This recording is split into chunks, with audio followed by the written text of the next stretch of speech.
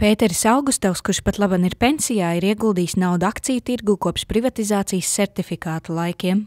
Sākums man bija ļoti interesants, varētu teikt, jo tas viss notika 90. gadu sākumā, kad mainījās visa ekonomiskā situācija Latvijā sakarā ar notikumiem Padomju Savienībā, un tad, kad parādījās iespēja darboties dažādās uzņēmējdarbībās, es nonācu līdz vērtspapīra jautājumu, jo īsu brīdi strādāju bankā un bija domāts, ka es nodarbošos ar vērtspapīriem, un rezultātā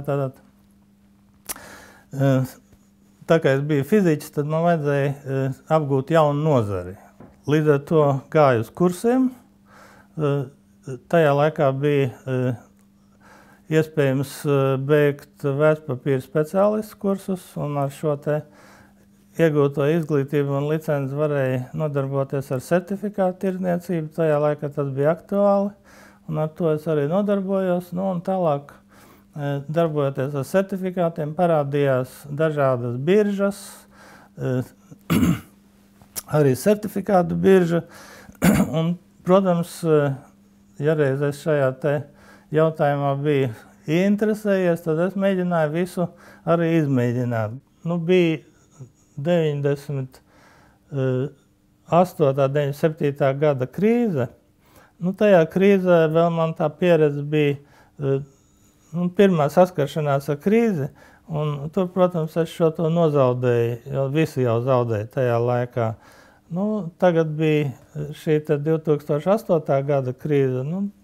Tā sacīt, man bija iepriekšējā mācība, tagad es puslīdz normāli izvairījos no problēmām, kas bija saistīts ar krīzi, varētu tā teikt.